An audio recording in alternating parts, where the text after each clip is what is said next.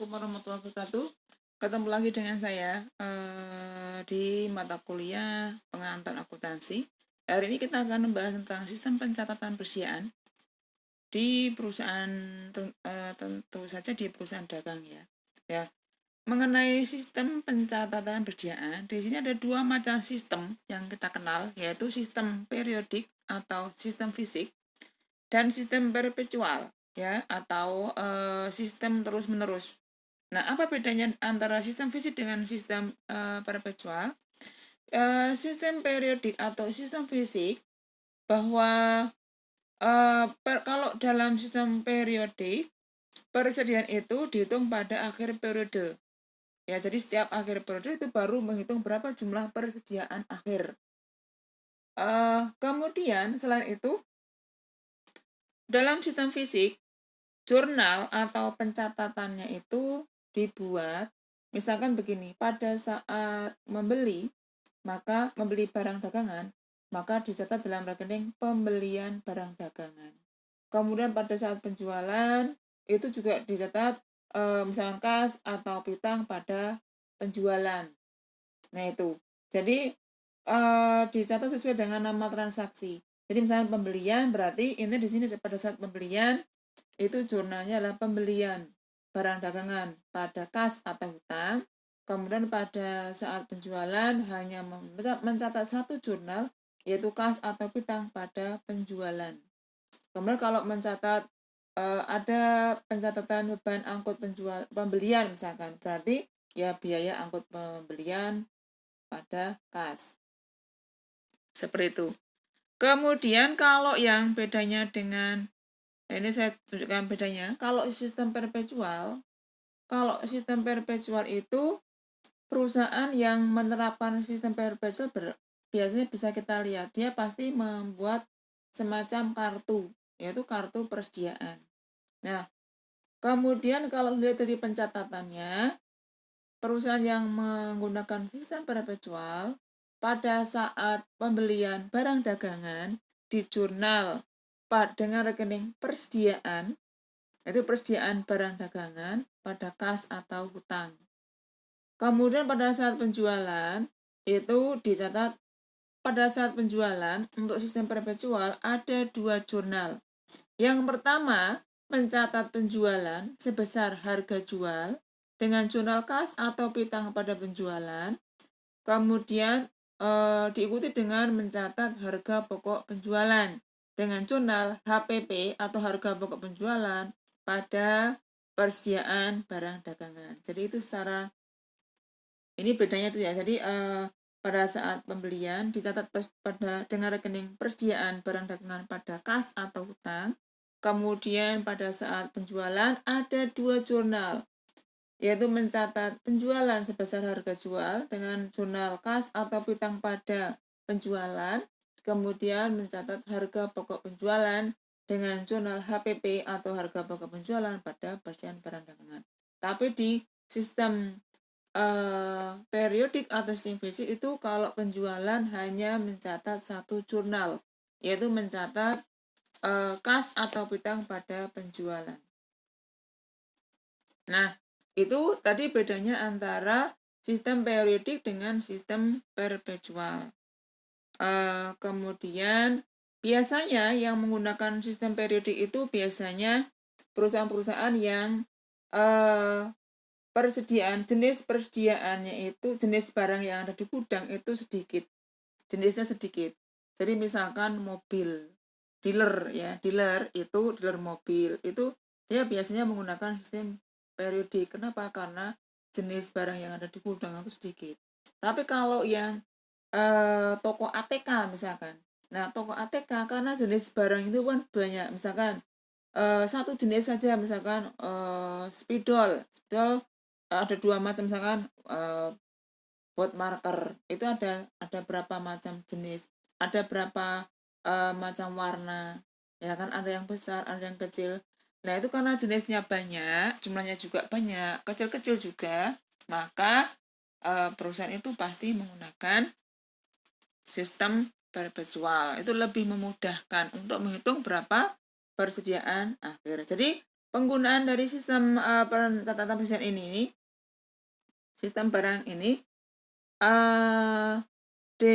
dimaksudkan, dipertimbangkan, misalkan apakah perusahaan itu menggunakan sistem perpetual atau sistem periodik, itu dilihat dari tingkat kesulitannya ya, atau tingkat jenis barangnya. Semakin banyak jenis barang, semakin banyak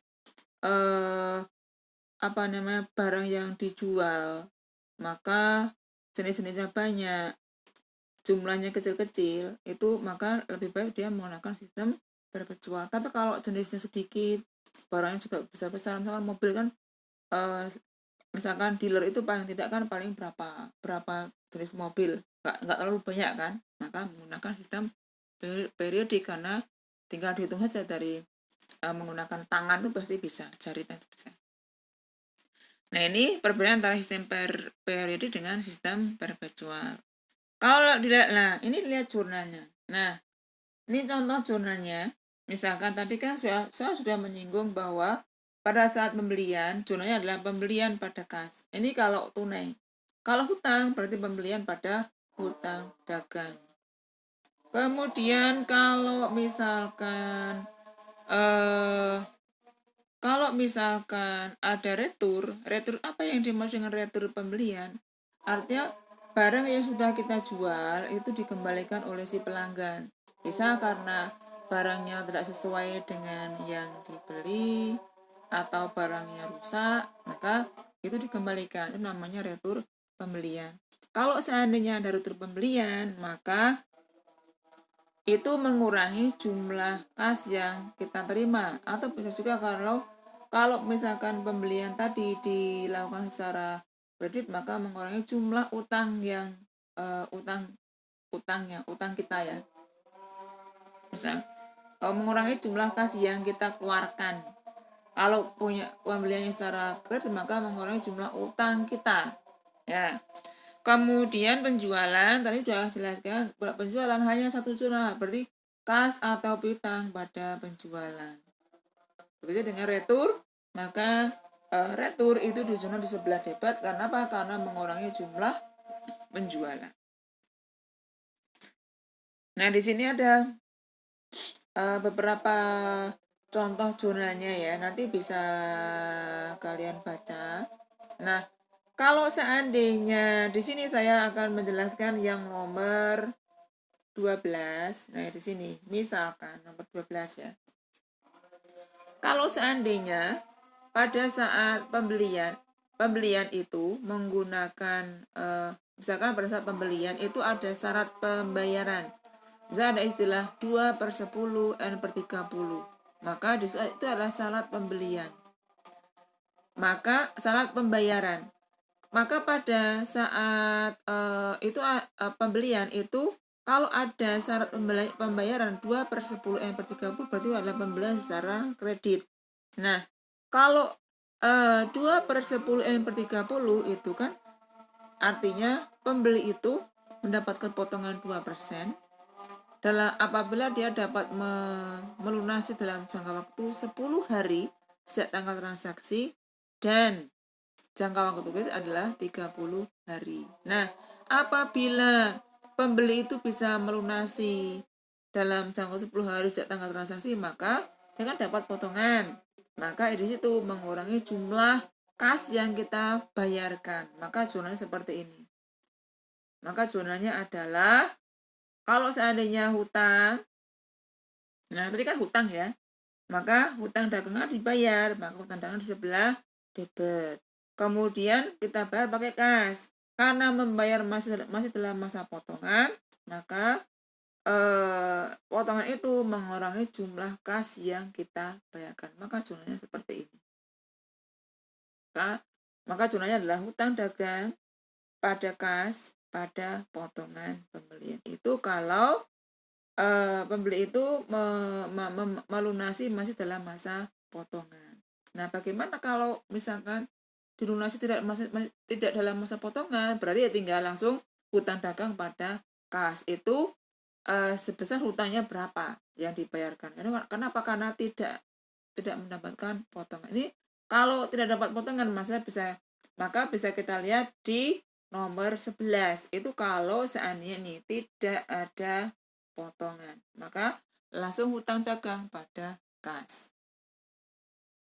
Kemudian begitu juga dengan penjualan. Kalau pada saat kita menjual, kemudian kita memberi syarat pembayaran nanti untuk si pelanggan kita dengan syarat pembayaran adalah 2/10 N/30, maka perlakuannya sama. Jadi pelanggan itu apabila dia dapat melunasi dalam jangka waktu 10 hari sejak tanggal transaksi, maka dia dapat potongan 2%. Dan jangka waktu itu adalah 30 hari. Dan karena kita sebagai penjual, maka itu kalau pelanggan itu bisa melunasi dalam waktu 10 hari sejak tanggal transaksi, maka 2%-nya itu mengurangi jumlah uang kas yang kita terima. Karena kita sebagai penjual ya. Jadi Anda harus bisa membedakan antara kita itu sebagai pembeli atau sebagai penjual. Kalau yang transaksi nomor 12 tadi, kita sebagai pihak si pembeli.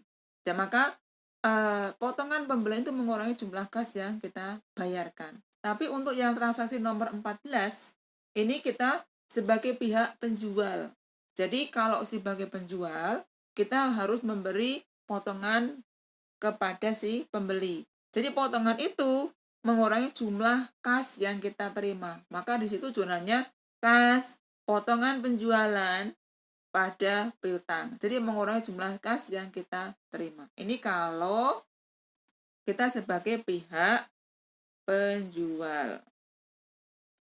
Kalau yang ini kita sebagai pihak pembeli.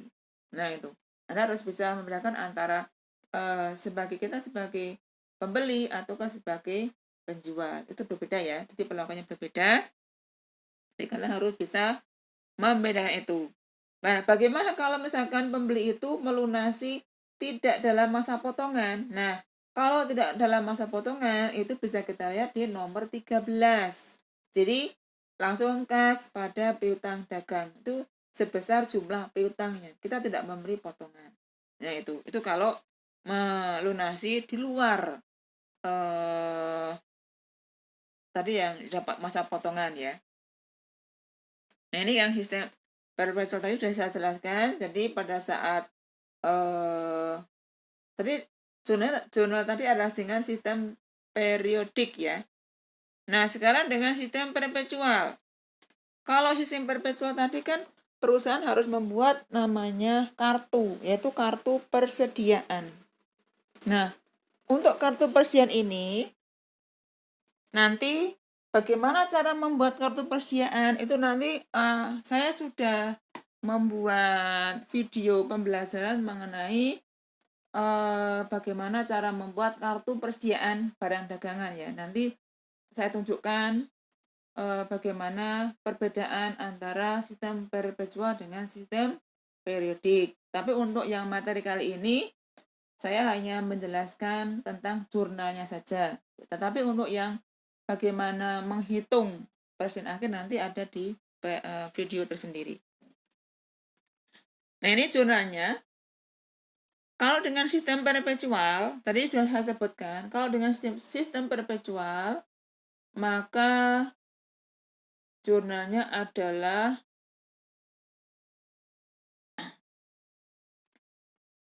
ini untuk jurnal nomor 1 dan 2, ini ada revisi ya. Untuk jurnal nomor 1 dan 2, ini seharusnya jurnalnya adalah persediaan, bukan pembelian. Nah, ini diganti dengan persediaan. Ya, jadi sudah saya ralat jurnal untuk nomor 1 dan 2, pembelian barang dagangan, baik secara tunai maupun secara kredit, jurnalnya adalah persediaan barang dagangan pada kas atau hutang. Kalau pembelian barang itu secara tunai, maka jurnalnya persediaan barang dagangan pada kas. Kalau kalau transaksinya secara kredit, maka jurnalnya adalah persediaan barang dagangan pada hutang dagang. Jadi untuk jurnal nomor 1 dan 2 sudah saya ralat. Oke ya. Kemudian kalau seandainya dari barang yang kita jual itu ada yang dikembalikan. Kalau tadi di contoh kalau kita sebagai pembeli, kemudian ada barang yang terkembalikan, itu namanya retur pembelian. Nah, bagaimana kalau seandainya di sini pengiriman kembali barang yang sudah kita beli? Nah, ini kalau di sistem periodik, maka dicatat dalam rekening retur pembelian. Nah, kalau sistem perpetual di jurnal di persediaan, jadi semuanya dimasukkan dalam rekening persediaan. Cuma nanti bedanya antara debit dan kredit, karena kita harus tahu bahwa oh itu persediaan di sebelah kredit itu apa tahu itu. Nah, bisa jadi itu persediaan barang dagangan di sebelah kredit itu adalah memang pada saat penjualan, tapi bisa juga untuk mencatat retur pembelian. Ya, ini harus dibedakan. Nah, di sini untuk yang transaksi nomor 3 dan 4 itu adalah transaksi adanya retur pembelian.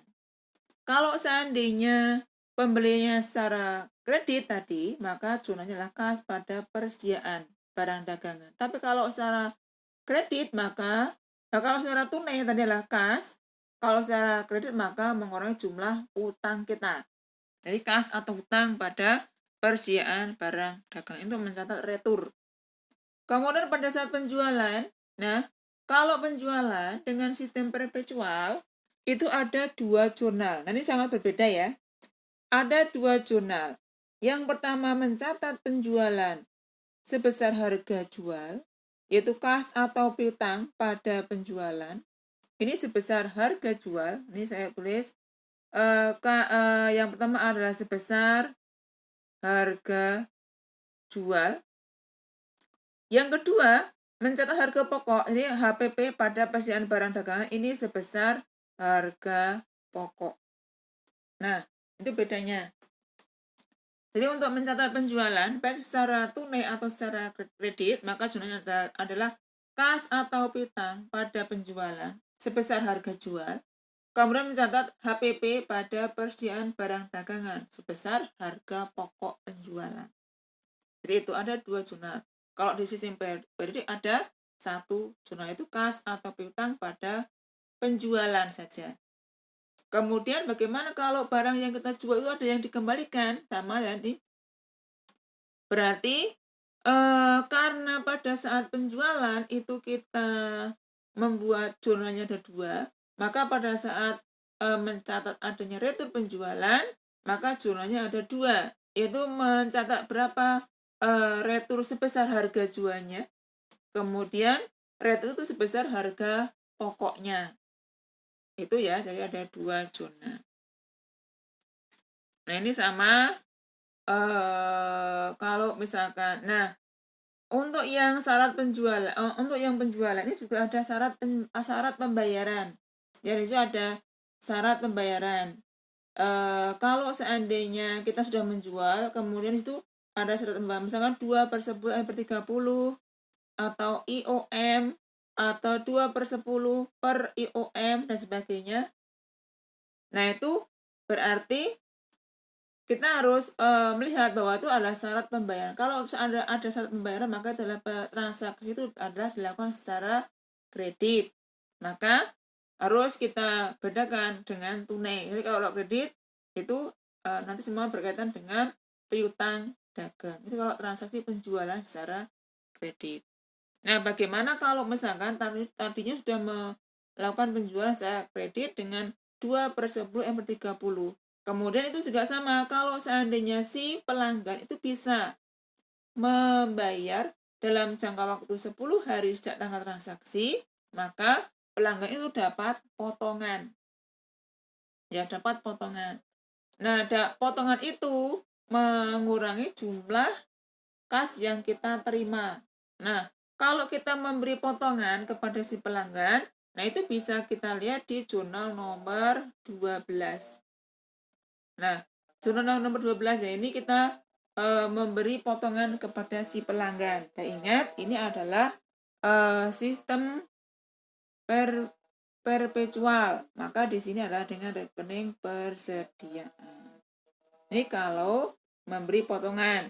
Kalau pembayaran piutangnya itu eh, ini sebenarnya bukan pembayaran hutang ya, piutang ya sebenarnya ya, berkaitan dengan piutang kan. Nah ini pembayaran hutang. Maka ini kalau berkaitan dengan yang nomor 14 ya, pelunasan piutang dengan potongan, maka yang tadi yang pelunasan hutang. Kalau yang nomor 14 adalah pelunasan piutang dengan memberi potongan, maka ini mengurangi jumlah penjualan. Mengurangi jumlah kas yang kita terima dan mengurangi jumlah penjualan. Kalau yang nomor 12 tadi adalah kita membeli dengan kemudian kita mendapatkan potongan, dan kita membeli dan secara kredit dan kita membayar dengan memperoleh potongan. Itu yang nomor 12. Kalau yang nomor 14 kita menjual dan kita memperoleh potongan, maka potongan itu namanya potongan penjualan. Dan potongan penjualan mengurangi jumlah kas yang kita terima. Selain itu, potongan penjualan juga mengurangi jumlah penjualan. Kemudian